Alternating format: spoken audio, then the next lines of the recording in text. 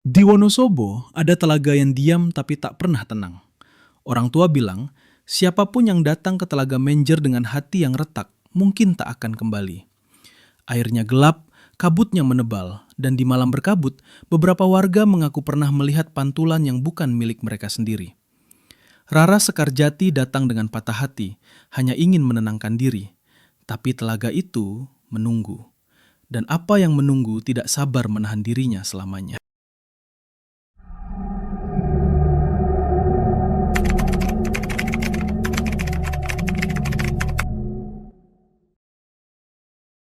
Namanya Raras Sekarjati.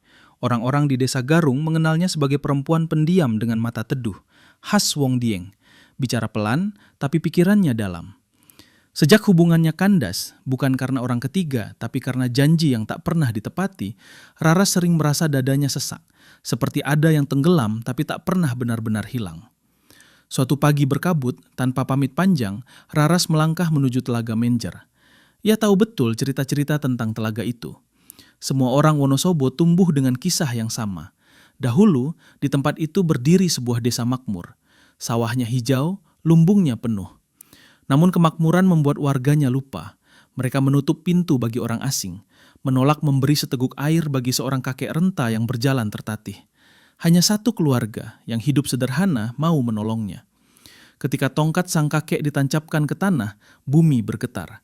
Air memancar deras, menelan rumah, jalan, dan suara kesombongan. Sebelum kita lanjut ke kisah Raras di tepi telaga, jangan lupa untuk subscribe, klik like, dan tulis komentar kalian. Apakah kalian berani datang ke Telaga Menjer sendiri? Desa itu lenyap, berubah menjadi telaga yang tenang di permukaan, namun dalam dan dingin di bawahnya. Keluarga yang menolong diselamatkan, dipindahkan ke tanah yang lebih tinggi. Sejak saat itu, orang-orang percaya, Telaga Menjer bukan sekedar air, tapi pengingat. Raras duduk di tepi Telaga Menjer, lututnya didekap, kainnya sedikit basah oleh embun pagi. Air telaga tampak tenang, terlalu tenang, seperti sesuatu yang sedang menahan diri untuk tidak bicara. Ia teringat semua cerita yang tumbuh bersama orang-orang Wonosobo. Tentang desa yang tenggelam karena kesombongan, tentang kakek tua yang ditolak, tentang air yang muncul bukan sebagai berkah, tapi sebagai pengingat, dan tentang pantangan-pantangan itu. Raras tahu, telaga ini tidak suka suara keras, tidak suka hati yang pongah, tidak suka orang yang datang hanya untuk menantang atau meremehkan. Simbahnya dulu selalu bilang, Telaga Menjer ikun deleng, orang mung awakmu, nanging niatmu. Raras menghela napas. Ia datang dengan hati yang retak, tapi juga dengan pertanyaan yang belum sempat ia akui. Apakah ia benar-benar korban? Atau diam-diam ia juga pernah menutup pintu, seperti warga desa dalam cerita itu. Angin mendadak berembus lebih dingin. Permukaan telaga beriak pelan, padahal tak ada perahu lewat. Kabut turun sedikit lebih tebal, seolah ingin menutup pandangan dari kejauhan. Raras berdiri. Baru satu langkah ia mundur, ketika ia merasa, bukan melihat, tapi merasakan, seperti ada yang memperhatikannya dari tengah telaga. Bukan ancaman, bukan juga sambutan, hanya kehadiran. Raras menelan ludah. Ia tak tahu harus pergi atau justru bertahan. Dan untuk pertama kalinya sejak ia datang, ia sadar, barangkali Telaga Menjer belum selesai dengannya. Ia pun menoleh kembali ke air yang gelap itu, dan telaga tetap diam. Kabut semakin turun, menelan batas antara air dan daratan. Raras masih berdiri di tempatnya, seolah telapak kakinya melekat pada tanah lembab di tepi telaga. Lalu terdengar suara. Bukan dari luar, bukan dari telinga, seperti ada yang berbisik dari dalam air, tapi suaranya naik lewat dadanya sendiri, bergetar di tulang rusuk. Ras. Raras tersentak. Itu bukan angin, bukan juga suara burung. Namanya. Ia memalingkan wajah, menatap permukaan telaga. Airnya kembali tenang, terlalu rata, seperti kaca gelap. Namun di sana, di pantulan yang seharusnya hanya berisi dirinya, Raras melihat sesuatu yang terlambat ia sadari. Pantulannya tidak bergerak bersamaan. Raras mengangkat tangan. Bayangan di air mengangkatnya, sedikit lebih lambat. Jantungnya berdentum keras. Ia mundur satu langkah. Tanah di belakangnya terasa lebih dingin dari sebelumnya, seperti lama tak tersentuh matahari. Dari tengah telaga muncul riak melingkar. 1, 2, lalu berhenti tepat di hadapannya. Di bawah permukaan air, samar-samar tampak bayangan memanjang. Bukan ikan, bukan kayu. Terlalu besar untuk disebut apapun dengan tenang. Raras teringat pantangan simbahnya yang tak pernah ia pahami sepenuhnya. Yen telaga wis nggugah, ojo melayu, ojo ngantang, ngadeg wae lan ngrungokna. Jika telaga sudah membangunkanmu, jangan lari, jangan menantang, berdirilah, dengarkan. Napas Raras bergetar. Ia menunduk bukan karena sopan, tapi karena takut matanya menangkap terlalu banyak. Nyuhun sewu, bisiknya hampir tak bersuara. Aku mung mampir. Air telaga beriak sekali lagi. Lalu di antara sunyi dan kabut terdengar suara langkah. Bukan dari belakang, bukan dari samping. Seolah ada yang berjalan dari dalam telaga menuju tepi, tapi tak pernah benar-benar muncul ke permukaan. Raras menggigit bibirnya. Ia ingin lari, ia ingin menoleh. Tapi sesuatu di dalam dirinya, sesuatu yang sama tuanya dengan cerita desa tenggelam itu, menahannya. Kabut mendadak berhenti bergerak. Dan tepat saat itu, Raras menyadari satu hal yang membuat tengkuknya dingin. Sejak tadi, tak ada suara alam sama sekali. Tak ada serangga, tak ada burung. Bahkan angin pun seperti lupa bernapas. Telaga Menjer menunggu. Dan entah apa yang akan ditanyakan padanya, atau apa yang akan diminta sebagai gantinya. Langkah itu berhenti tepat di batas air. Raras masih menunduk, tapi dari sudut matanya ia melihat permukaan telaga naik sedikit. Seolah ada sesuatu berdiri di sana. Bukan muncul, hanya mengambil ruang. Air tidak tumpah, tidak beriak. Seakan-akan tubuh itu tahu caranya berada tanpa mengganggu. Udara mendadak berbau tanah basah yang sangat tua, seperti liang yang baru dibuka. Lalu suara itu terdengar lagi.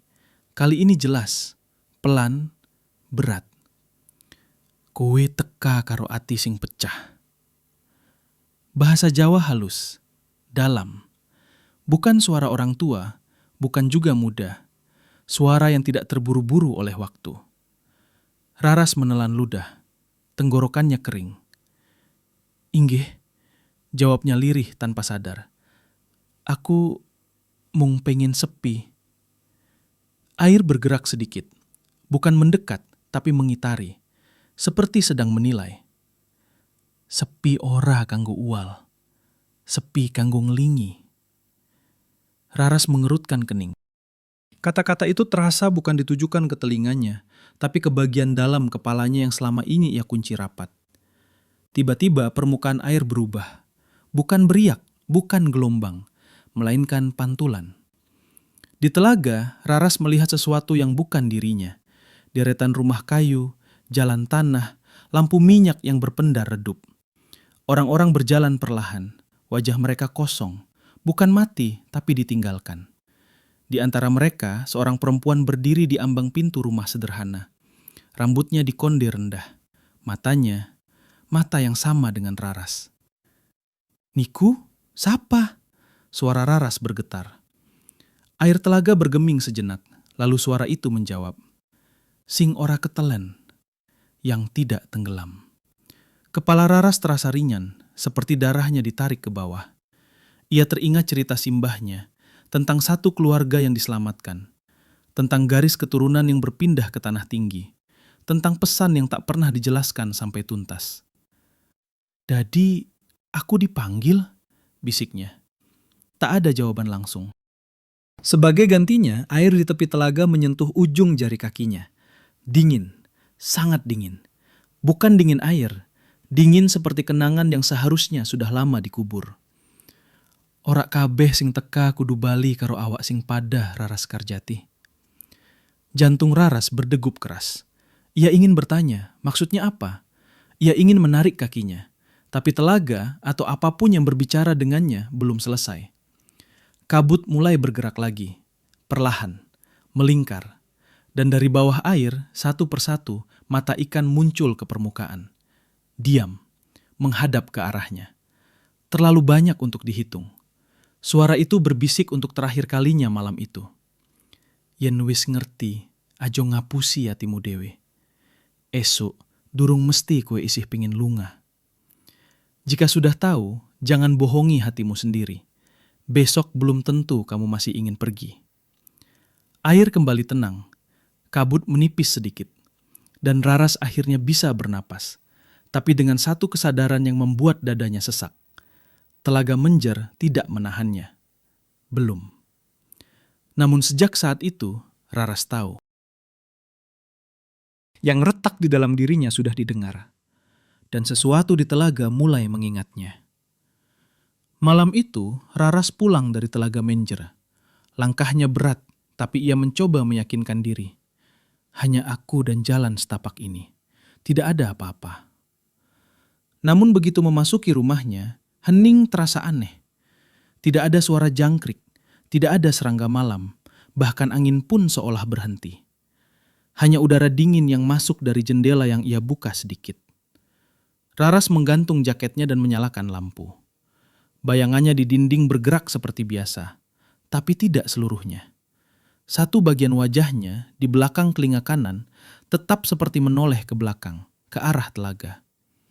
Ia menelan ludah, mencoba menertawakan dirinya sendiri. Mungkin cuma capek, gumamnya. Tapi saat menatap meja, ia melihat sehelai daun basah, kecil, berlendir tipis. Tidak ada di rumah saat ia pulang. Napasku tersengal. Hati Raras berdetak lebih cepat. Ia mendengar suara air menetes, tipis tapi jelas. Dari kamar mandi? Tidak. Dari dapur? Tidak. Dari lantai? Tidak. Suara itu seperti mendekat dari dinding, dari lantai, dari seluruh rumah sekaligus. Raras memejamkan mata, mencoba tenang. Aku hanya capek, bisiknya berulang kali. Tapi napasnya terasa berat dan seakan-akan rumah ini atau sesuatu yang ikut pulang bersamanya dari telaga sedang menunggunya. Ia mencoba tidur, namun mimpi datang cepat. Air hijau gelap menutupi desa lama, rumah-rumah tenggelam. Orang-orang berjalan perlahan, wajahnya kosong, tatapan mereka ke arah Raras. Di tengahnya, seorang perempuan berdiri di ambang rumah, sama persis dengan pantulan Raras di telaga tadi. Perempuan itu tersenyum, tapi senyumnya tidak menenangkan. Raras terbangun. Dingin dari telaga seolah menyusup ke tulang punggungnya. Ia berusaha bangkit, tapi kakinya berat, dan bayangan di dinding masih bergerak perlahan, menoleh padanya. Ia menatap cermin. Pantulan itu tidak menyalin gerakannya sepenuhnya. Sesuatu di rumahnya sedang memperhatikannya. Sesuatu yang tahu tentang patah hatinya, tentang amarahnya, tentang ketakutannya. Dan di sudut jendela, samar, ia melihat pantulan telaga. Kabutnya menutup setengah jendela, seolah memberi pesan. Esuk duru musti kowe isih pengin lungo. Raras menelan ludah. Ia tahu satu hal. Ia belum bisa lepas dari Telaga Menjer. Belum malam itu. Belum selamanya. Malam itu, Raras duduk di tepi tempat tidurnya, menatap lampu yang bergoyang pelan karena angin. Ia mencoba menenangkan diri, tapi udara terasa terlalu sunyi. Sunyi yang aneh, seperti rumah ini menahan napas. Tiba-tiba, terdengar ketukan tipis di jendela. Raras menoleh, tapi hanya kabut yang menutupi kaca. Kabut itu terlalu tebal untuk berasal dari luar, dan terlalu hidup. Seakan-akan sedang bergerak perlahan, menelusuri bingkai jendela. Ia berdiri, mendekati jendela, dan saat pandangannya menembus kabut, ia melihat sebuah pantulan. Bukan dirinya sendiri. Perempuan dengan rambut dikonde rendah, baju sederhana, berdiri di sisi lain, di sisi telaga jendela itu. Tatapannya kosong, tapi penuh pengertian dan tuntutan sekaligus. Raras menelan ludah. Ia ingin menutup tirai, tapi tangannya terasa berat seperti ada yang menahannya. Suara air tipis mulai terdengar, berasal dari lantai, bukan kamar mandi, bukan dapur. Air yang menetes, tapi tak ada air di rumah. Ia melangkah mundur. Lampu bergoyang lebih keras. Bayangan di dinding ikut bergerak, meniru dirinya, tapi tidak persis. Tangan Raras bergerak. Bayangan itu tertinggal sebentar. Sebuah ritme yang lambat, tidak alami. Napasku tersengal. Raras berbisik pelan. Ini bukan nyata, kan? Tapi kabut di jendela bergerak mendekat, seakan mendengar jawabannya. Dan dari kabut itu terdengar bisikan lembut tapi tegas. Kowe teka karo ati sing pecah. Aku ngerti. Kamu datang dengan hati yang retak. Aku mengerti. Raras menunduk, menutup wajahnya dengan tangan. Ia sadar, ini bukan mimpi. Bukan juga halusinasi karena patah hati. Sesuatu dari telaga mengikutinya pulang. Sesuatu yang ingin memastikan Raras memahami pesan yang sama dengan desa lama. Kejujuran hati, penerimaan diri, dan bahwa tidak semua yang datang harus kembali sama seperti sebelumnya. Ia berbaring di tempat tidur, menatap langit-langit. Hanya beberapa detik terasa, tapi baginya seperti jam. Napasnya tetap berat, dan sebelum akhirnya ia mencoba tidur, terdengar suara langkah ringan melingkari rumah. Bukan dari lantai atas, bukan dari lantai bawah, tapi dari seluruh ruangan. Dan di sudut kamar, pantulan telaga muncul lagi. Kabut bergerak perlahan, menunggu. Raras menutup mata. Ia tahu satu hal, malam ini belum berakhir.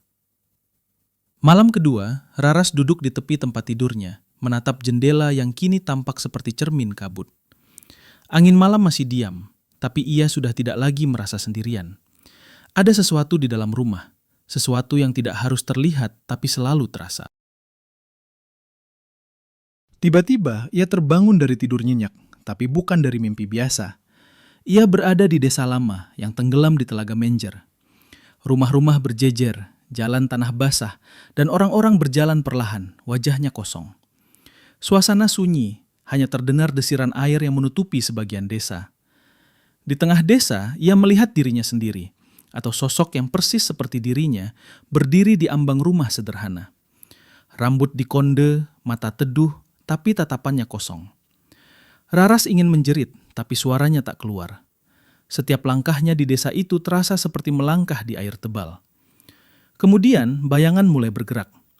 Orang-orang desa yang hilang perlahan menoleh ke arahnya, tapi wajah mereka hampa, seakan menunggu sesuatu yang hanya Raras bisa penuhi.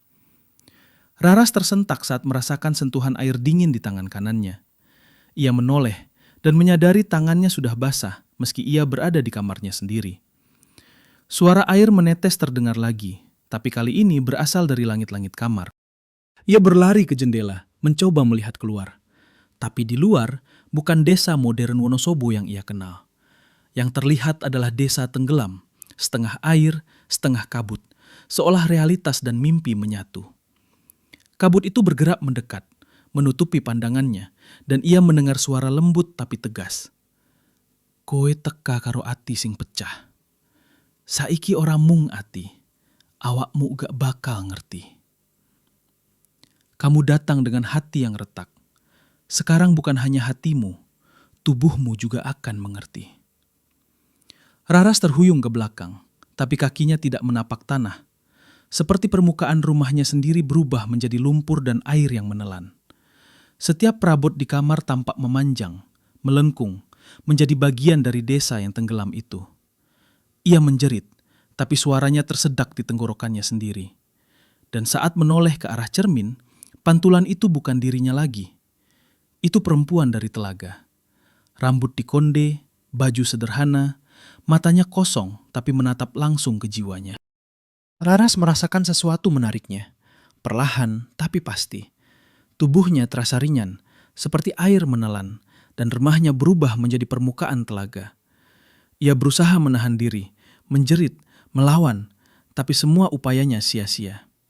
Satu hal jelas, dunia mimpi dan kenyataan telah menyatu, dan telaga menunggu untuk menyelesaikan panggilannya.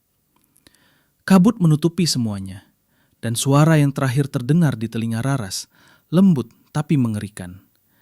Sapa teka, kudu ketemu nasibe. Siapa yang datang, harus bertemu nasibnya. Kabut menebal di kamar Raras. Setiap benda terasa mengambang, melengkung, seperti rumahnya sendiri sudah menjadi bagian dari telaga. Air tipis menyelimuti lantai, dingin menembus ke tulang, namun tidak terlihat. Suara air menetes menjadi gemericik yang memekakkan telinga, menembus pikirannya. Raras menjerit, tapi suaranya tersedak di tenggorokannya sendiri. Pantulan cermin di kamarnya kini bukan dirinya. Perempuan dari telaga berdiri di sana, menatap dengan mata kosong, tetapi penuh pengetahuan tentang segala rasa sakit, amarah, dan ketakutan Raras. Kowe teka karo ati sing pecah. Saiki awakmu gak kudu ngerti. Seketika, Raras merasa tubuhnya tertarik ke permukaan cermin, seperti air yang menelan perlahan.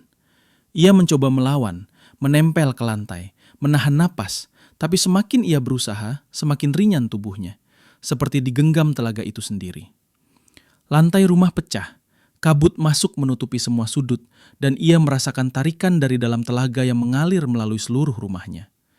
Kain, lantai, meja, semuanya berubah menjadi air hijau gelap, membasahi tubuhnya.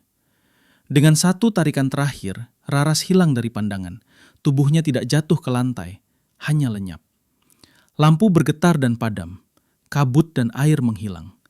Rumah kembali normal, tapi terasa sunyi, terlalu sunyi. Keesokan paginya, warga yang lewat di sekitar rumah Raras melaporkan. Tidak ada jejak kaki di depan pintu. Sandal Raras hilang. Namun di jendela, pantulan telaga samar terlihat di kaca. Kabut tipis bergerak seakan menyapa orang yang lewat. Telaga Menjer tetap diam, tetapi legenda baru lahir. Siapa yang datang ke Telaga Menjer dengan hati retak, mungkin tidak akan kembali. Dan yang hilang akan menjadi bagian dari telaga itu sendiri. Sejak saat itu, orang Wonosobo percaya telaga itu menunggu, tidak hanya untuk melihat, tapi untuk memanggil. Dan kadang, di malam berkabut, suara perempuan bisa terdengar menjerit lembut. Bukan marah, tapi sebagai pengingat. Kowe teka, kudu ketemu nasibe. Telaga Menjer tetap tenang di permukaan, tapi dalam airnya yang gelap, cerita Raras masih hidup.